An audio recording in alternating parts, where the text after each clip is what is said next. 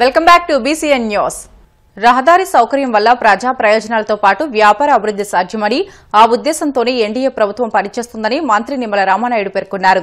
పశ్చిమ గోదావరి జిల్లా పాలకొల్లు మండలం ఒల్లంపరు గ్రామం నుంచి మార్టేరు వరకు 25 కోట్లతో చేపట్టే విస్తరణ పనులకు శంకుస్థాపన చేశారు. ఈ కార్యక్రమంలో మాజీ MLC అంగర్ Rammohan, BJP, TDP, Janasena పార్టీల నాయకులు పాల్గొన్నారు.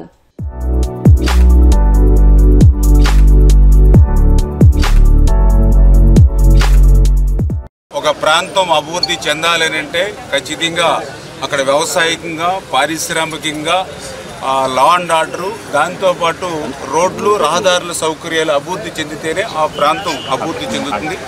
ఆ ఆలోచనతోటే గతంలో కూడా మీరందరూ కూడా చూశారు, చంద్రబాబు నాయుడు గారు ప్రతి గ్రామంలో కూడా మరి వాడకి కూడా ఇంటింటికి కూడా సీసీ రోడ్లు నిర్మాణం చేయడం కానీ, గ్రామాల నుంచి మండలాలకి, మండలాల నుంచి మరి ఏదైతే హెడ్ క్వార్టర్స్కి, జిల్లాలకి కూడా ఆ రోజు పెద్ద ఎత్తున రహదారులను అభివృద్ధి చేయడంతో పాటుగా మరి ఏదైతే నేషనల్ హైవేస్ ఏవైతే ఉన్నాయో ఆ రోజు వాజ్పేయి గారి యొక్క సహకారంతో కూడా మరి 4 lanes, 6 lanes హైవేలు కూడా పెద్ద ఎత్తున డెవలప్ చేయడం ద్వారా ఇప్పటికీ మీ అందరికీ గుర్తుంటుంది.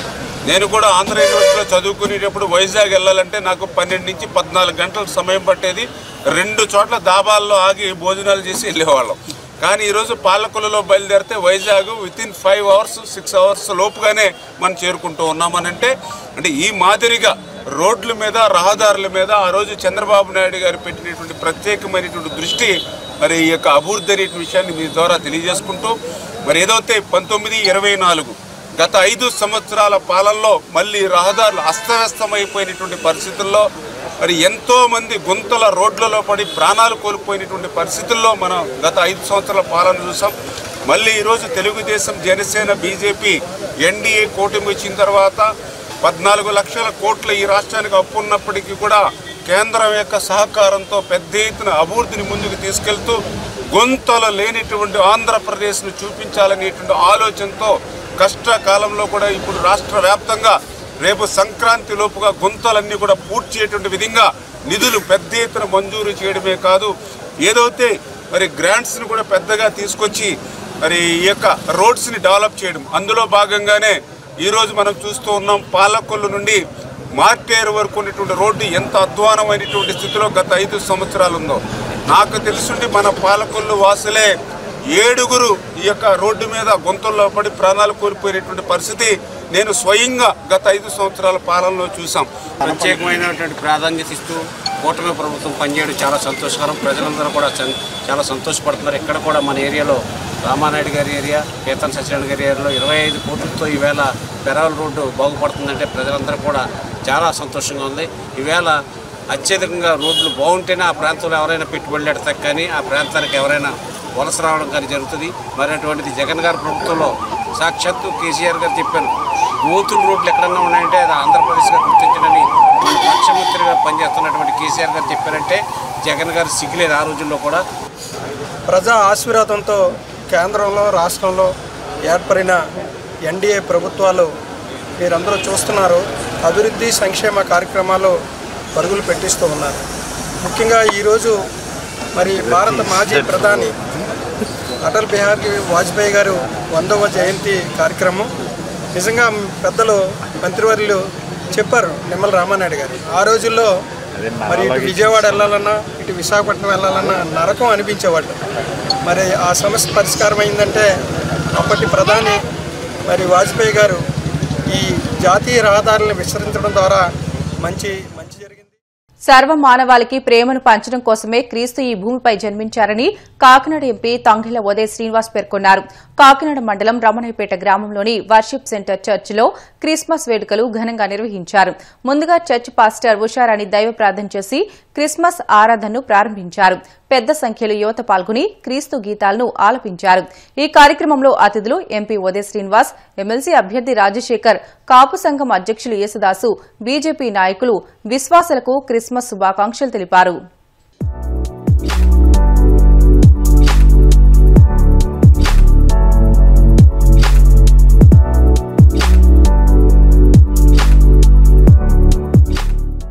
మూర్తిరాజు గారు ఇందాక అన్నట్టు ఫస్ట్ ఆఫ్ ఆల్ ఫ్రెండ్ కన్నా ముందు నేను ఆయనకి ఇన్స్పైర్ అయిన ఒక పర్సన్.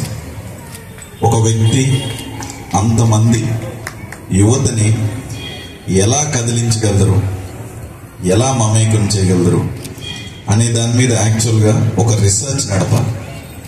నార్మల్గా ఎవరైనా అనుకుంటే చేసేసే విషయం కాదు.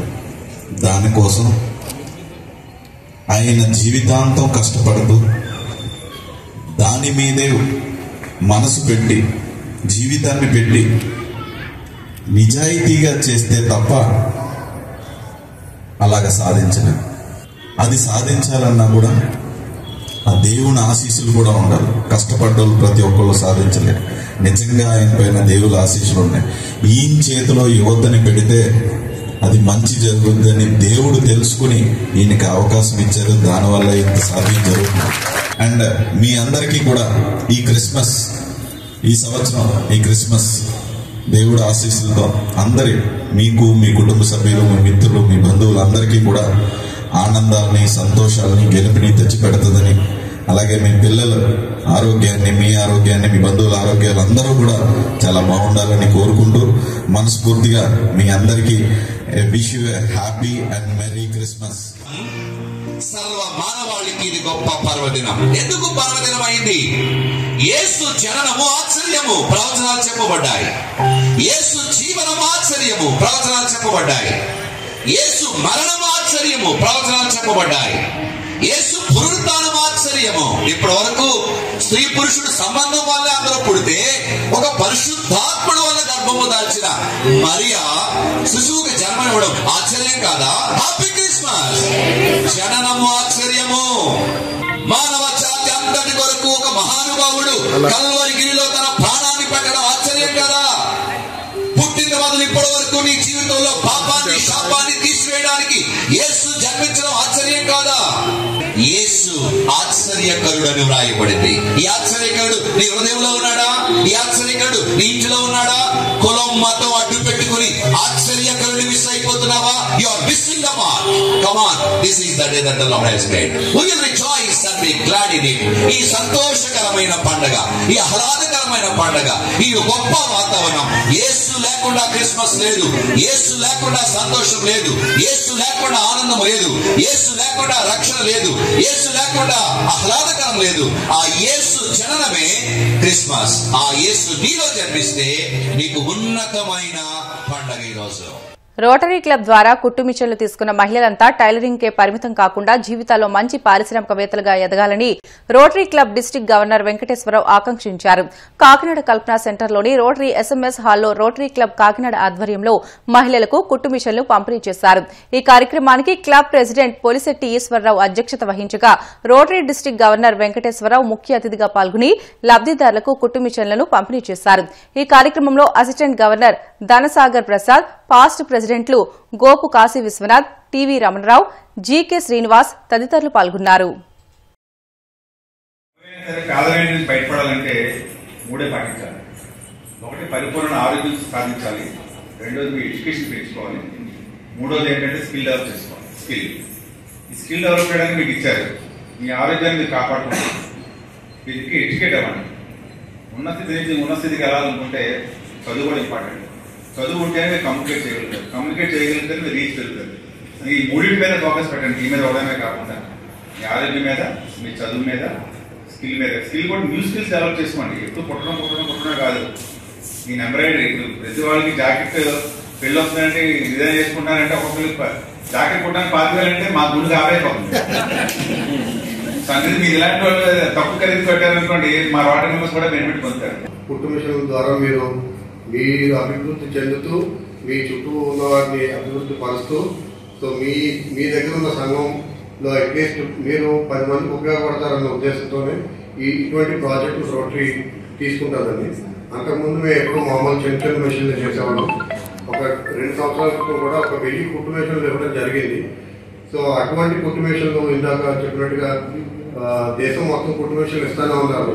కాకపోతే ఇటువంటి కుట్టు మిషన్లు ఇదే ఫస్ట్ టైం.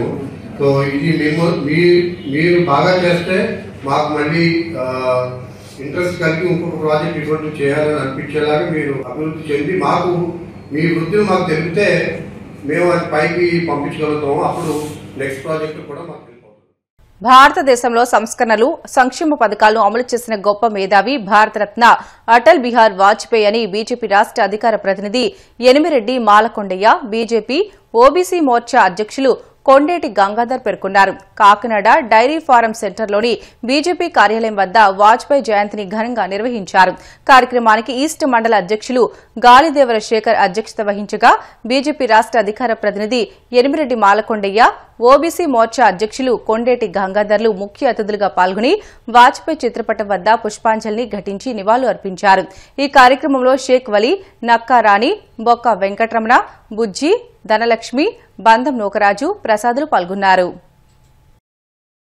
భారతదేశ మాజీ ప్రధానమంత్రి అటల్ బిహారీ వాజ్పేయి గారు జయంతి కార్యక్రమం దేశవ్యాప్తంగా ఒక పండుగ కింద భారతీయ జనతా పార్టీ అనేక సంస్థలన్నీ కూడా జరుపుకుంటున్నాం. ఇవాళ మరొక పవిత్ర దినోత్సవం క్రిస్మస్ సోదరులందరికీ కూడా శుభాకాంక్షలు తెలియజేస్తూ అటల్ బిహారీ వాజ్పేయి గారు ప్రధానమంత్రిగా భారతదేశానికి ఇచ్చినటువంటి అనేక సేవలు ఏవైతే ఉన్నాయో అవన్నీ కూడా ఇవాళ మనం సైనికుల్లాగా ప్రజలకి అందించేటటువంటి కార్యక్రమాలని తీసుకువెళ్లాలి. ఈరోజు ప్రధానమంత్రి నరేంద్ర మోడీ గారు భారతదేశాన్ని అంబేద్కర్ యొక్క ఆశయ సాధనను అందిపుచ్చుకొని ఆనాటి అటల్ బిహారీ వాజ్పేయి గారు వేసిన పునాది డెవలప్మెంట్ ని సాగిస్తూ మన యొక్క పరిపాలన కొనసాగిస్తున్నారు. అన్ని వర్గాల అభివృద్ధి ప్రధాన ధ్యేయంగా మనం ముందుకెళ్తున్నాం. ఇవాళ కులాలకి మతాలకి అతీతంగా నరేంద్ర మోడీ గారి పాలన జరుగుతుంది. ఇవాళ అటల్ బిహారీ వాజ్పేయి గారు వారు ప్రధానమంత్రిగా ఉన్నప్పుడు చేసినటువంటి అభివృద్ధి కార్యక్రమాలు ఏవైతే ఉన్నాయో ఇవాళ ప్రతి గ్రామంలో సడక్ యోజన, రోడ్లు కానివ్వండి, లేకపోతే ఆ రోజు వారు ఇచ్చినటువంటి అంగన్వాడీ కేంద్రాలకి జీతాలు పెంచడం కానివ్వండి, లేకపోతే వారి యొక్క ఆశయ సాధన దేశంలో నలు ప్రాంతాలను కలుపుతూ వేసినటువంటి రోడ్లు కానివ్వండి, నీటి వ్యవస్థను కలిపేటటువంటి కార్యక్రమాలు కానివ్వండి, అద్భుతంగా చేసినటువంటి పునాదే ఈ రోజు భారతీయ జనతా పార్టీ ప్రభుత్వం నరేంద్ర మోడీ గారు, అమిత్ షా గారి నాయకత్వంలో రోజువారీగా చూస్తే అనేక అభివృద్ధి కార్యక్రమాలు మన ముందు కనపడుతున్నాయి.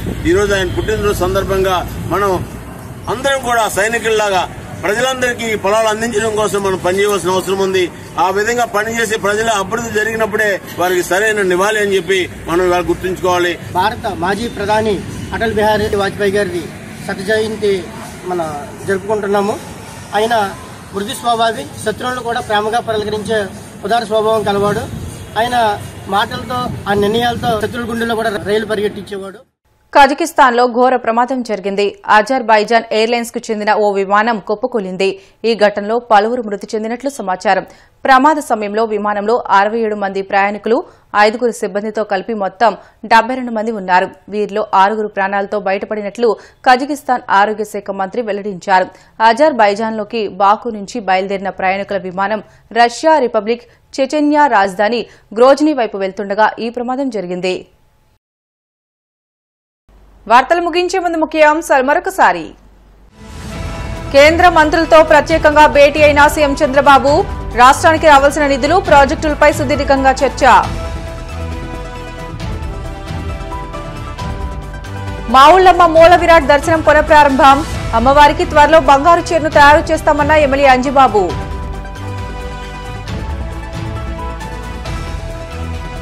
పాలకొల్లు మండలం వల్లంపర్ నుంచి మార్టేరు వరకు రోడ్డు విస్తరణ పనులకు శంకుస్థాపన చేసిన మంత్రి నిమ్మల రామానాయుడు.